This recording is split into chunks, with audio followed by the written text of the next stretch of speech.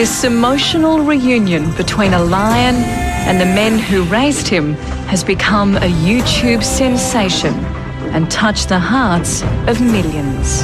It was just an incredible reunion. Whether we were human or he was animal was sort of irrelevant. It has to be the kind of ultimate moment of life with Christian, really. You've only got to see that embrace. You can't describe it in any other way. It's an embrace of love. This extraordinary bond was first formed in 60s London when two friends bought a lion cub. He just adored them. It's the way he looked at them. You can see the love in his eyes.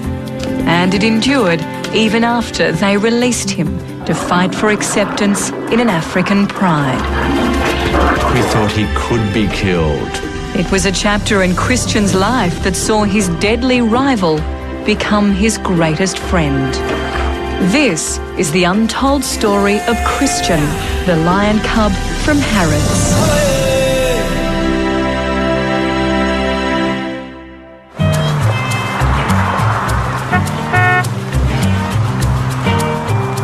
London, 1969, the music, fashion and youth culture centre of the world. King's Road, in the hippest part of London, was a magnet for artists and travellers keen to take part in the city's hedonistic lifestyle. It was here that university friends John Rendell and Ace Burke came from Australia to make their mark. Well, it was a well-worn path, in fact. It was like a rite of passage.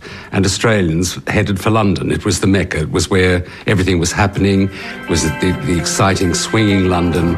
It was just a marvellous time to be there. We did know a lot of quite well-known people. The Rolling Stones, we would see them driving up and down the King's Road. This was a fantastic time to be in London. As well as partying with rock stars and actors, the newly arrived Australians took a trip to see Harrods, the world-famous Knightsbridge store that even had its own zoo department. Pure Brazilian tapir, vultures, fruit bats, raccoons. People would say that you could get anything from Harrods, from a pin to an elephant. And we did actually get an elephant for somebody at one time. Yes. Hand-reared cubs, of course, because these are so very much tamer. In November 1969, Harrods put two lion cubs on sale, Marta, a lioness, and Marcus, who would be renamed Christian. The cubs came from Ifricombe Zoo in Devon, the fifth generation of their family to be born in captivity. It was an absolutely astounding moment to just look and see these two beautiful creatures for sale. Christian was just full of personality, and he was so irresistible. And we just kind of looked at each other and said, right, we're going to buy him. In the 60s, keeping exotic animals as pets was popular and perfectly legal. It was not until 1976 that the Endangered Species Act, a law restricting their sale, came into force.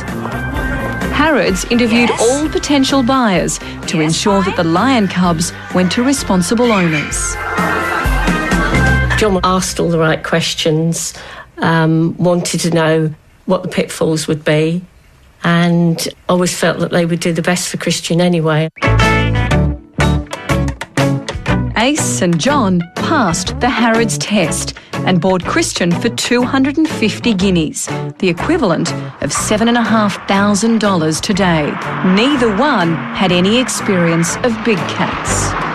The reaction to us buying Christian was probably universally, you've both gone mad, and it's quite dangerous, and you're stupid, and it'll end in tears. It did not seem to be such an absurd idea because London in the 60s was swinging. People were doing all kinds of extraordinary things. Their first problem was where to keep their boisterous new pet.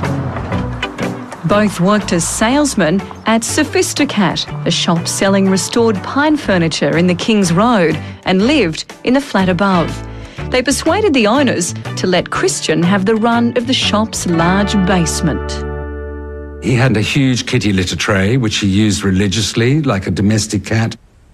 There was some furniture stored down there that was going to be restored, and so that he could climb on and hide under or creep around and play hide and seek. He was very imaginative. He was very good at making up games. He could stalk around the furniture of Sophisticat and make it look like you were hiding from him. So then he had the freedom to run at you. He loved toys, but he'd shred a teddy bear in 2 seconds flat. He loved waste paper baskets, and you could chew it, shred it, wear it on your head. Even the cleaner, who came in every day, had her cleaning equipment treated like toys. He thought she was there just as a kind of cabaret, because she had dusters and mops and vacuum cleaners and things. So he would put his paws on the front of the carpet sweeper and we'd play push-pull, and then he'd steal my dusters and stuff like that. We had great fun. She wasn't frightened of him at all. I mean, not in the slightest. And of course my children used to go back to school and say, don't mess with us because our mum looks after a lion. Christian was not restricted to the shop for his entertainment. Ace and John often took him out to visit friends. The girlfriends that we'd left Australia with had a big flat in Queensgate. He knew the flat, so he was just padding around, and he decided to just walk through the flat, walked down and pushed his way into the bathroom where Robbie was in the bath. And in pads, Christian puts his hands up on the side of the bath and starts drinking the bath water. Well, I'm sort of waving and thinking it's better to be friends. Then I thought, well, if he runs out of water, he might get hungry, so I got particularly nervous.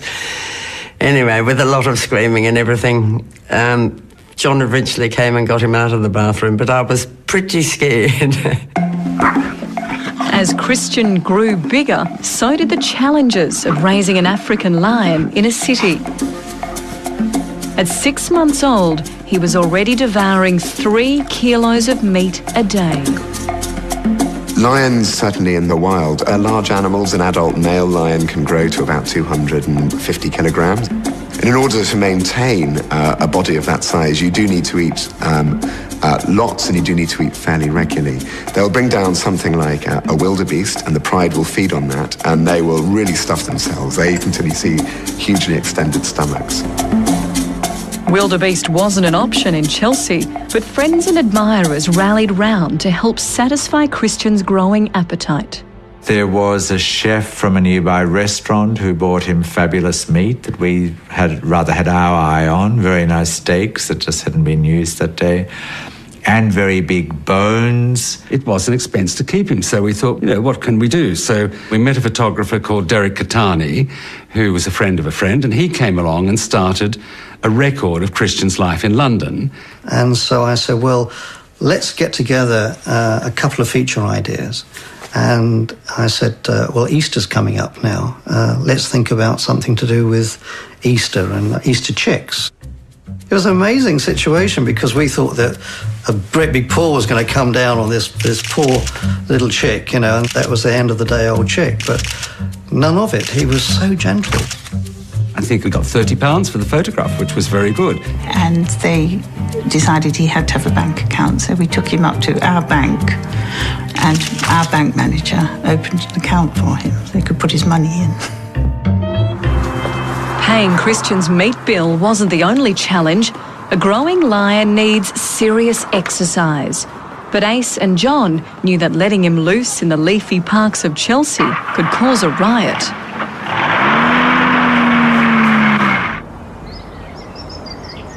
At the end of King's Road, they discovered a walled cemetery attached to the Moravian church.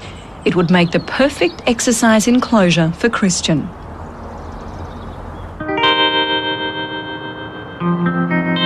Ace and John managed to persuade Reverend Williamson, the church minister, to let them exercise Christian in his cemetery.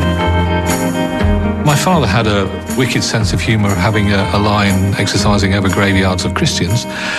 On the other hand, he was also a great naturalist, and he would have recognised a real need to let the lion have some freedom rather than being cooped up in a shop or a house.